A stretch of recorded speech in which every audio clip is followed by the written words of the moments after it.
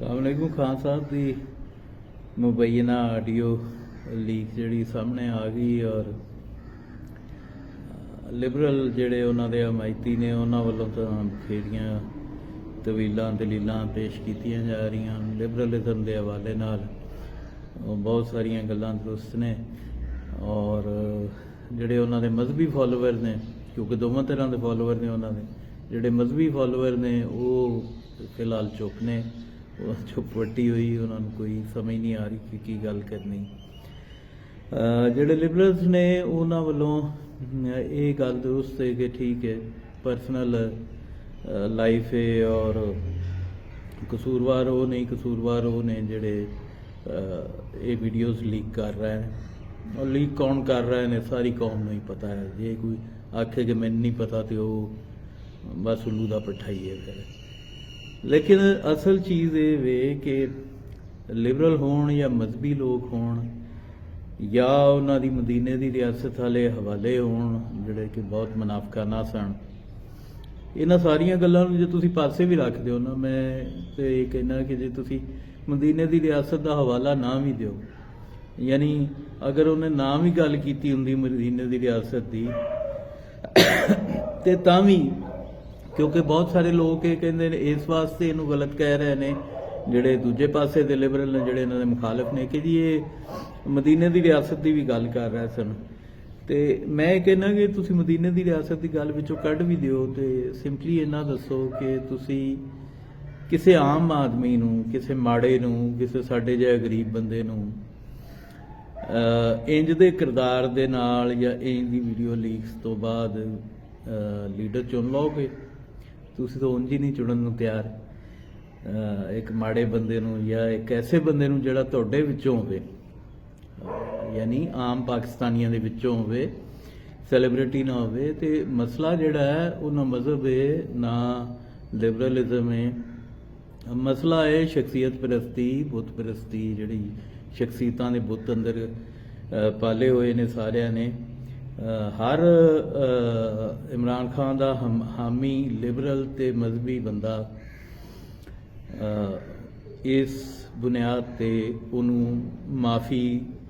तलाफी का तलबगार नज़र आएगा या दलीलां देंदा नज़र आएगा कि जी ये कोई गल नहीं ये पर्सनल फेल है ज़ाती फेल है या कुछ भी। लेकिन वो ये मार्जन ना अपने मुखालफ सियासी क्यादतां नूं देगा यानी जरदारी या नवाज शरीफ वर्गे और आम आदमी तो बखैर बहुत ही दूर की गल है। सो हुण ये वे कि दूजे पासे भी जो नवाज शरीफ या जरदारी की गल करिए तो जाले मतवाले जड़े ने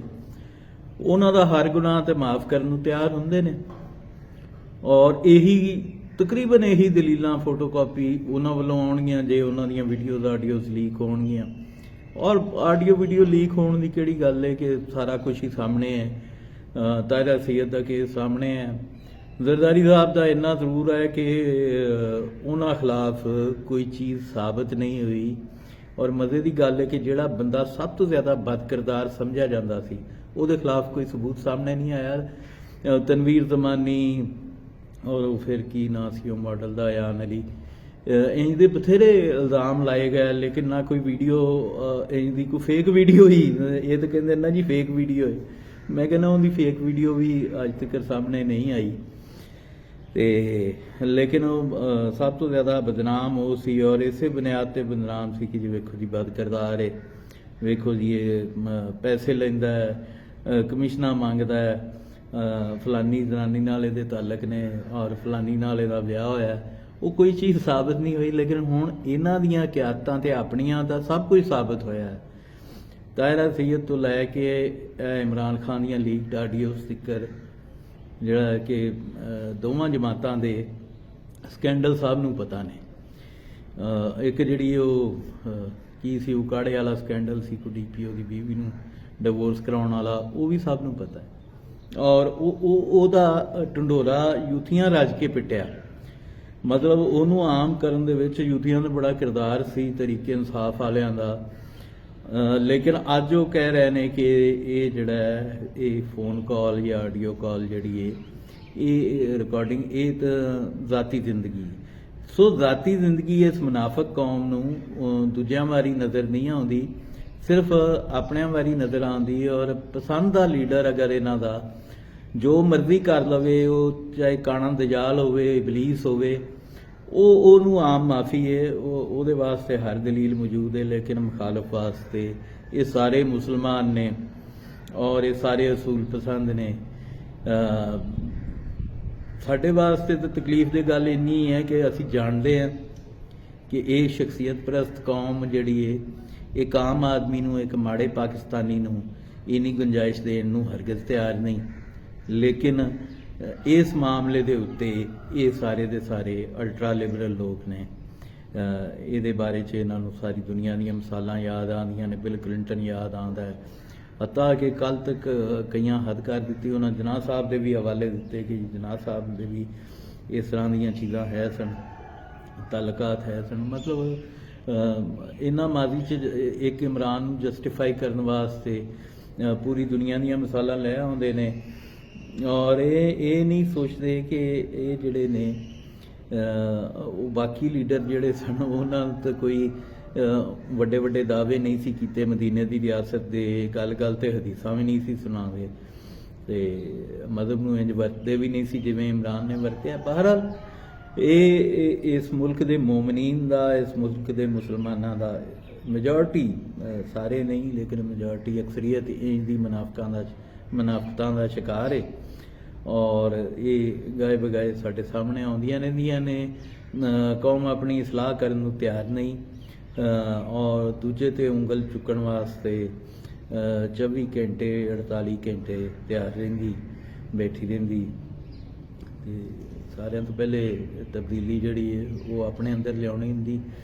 ਅਗਰ ਤੁਸੀਂ ਲਿਬਰਲ ਹੋ ਔਰ ਇੱਕ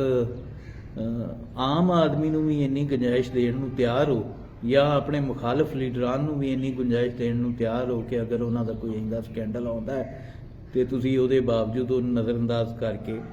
ਉਹਦੀ ਸਿਰਫ ਸਿਆਸਤ 'ਤੇ ਗੱਲ ਕਰੋਗੇ ਤੇ ਫਿਰ ਤਾਂ ਸੱਤੇ ਖੈਰਾਂ ਨੇ, ਫਿਰ ਤੁਸੀਂ ਜਤੀ ਸਤੀ ਲਿਬਰਲ ਹੋ, ਅਲਟਰਾ ਲਿਬਰਲ ਹੋ। ਤੁਹਾਨੂੰ ਅਗਰ ਇਸ ਚੀਜ਼ 'ਤੇ ਕੋਈ ਇਤਰਾਜ਼ ਨਹੀਂ ਹੁੰਦਾ ਕਿ ਕਿਸੇ ਕੋਈ ਜਿਹੜਾ ਗੈਰ ਮਹਿਰਮ ਨਾਲ ਜਾਂ ਕਿਸੇ ਨਾਲ ਦੂਜੀ ਪਰਾਈ ਔਰਤ ਨਾਲ ਇੰਝ ਦੀ ਗੱਲ ਕਰੇ ਜਿਹੜੀ ਕਿ ਉਹਦੀ ਬੀਵੀ ਵੀ ਨਹੀਂ ਹੈ ਤੇ ਫਿਰ ਤਾਂ ਠੀਕ ਹੈ, ਫਿਰ ਉਹ ਲਿਬਰਲਿਜ਼ਮ ਦਾ ਇੱਕ ਆਪਣਾ ਨਜ਼ਰੀਆ ਹੈ। ਲੇਕਿਨ ਜੇ ਤੁਹਾਨੂੰ ਤੁਸੀਂ ਆਮ ਆਦਮੀ ਨੂੰ ਜਾਂ ਆਪਣੇ ਮੁਖਾਲਫ ਕਿਆਦਤਾਂ ਨੂੰ ਇਹ ਨਹੀਂ ਗੁੰਜਾਇਸ਼ ਦੇ ਸਕਦੇ ਤੇ ਫਿਰ ਤੁਸੀਂ ਹੱਦ ਦਰਜੇ ਦੇ ਬਗੈਰਤ ਹੋ ਔਰ ਬਹੁਤ ਵੱਡੇ ਮੁਨਾਫਿਕ ਹੋ। ਇਹ ਬਸ ਇਹੀ ਗੱਲ ਹੈ। ਰੱਬ ਰਾਖਾ।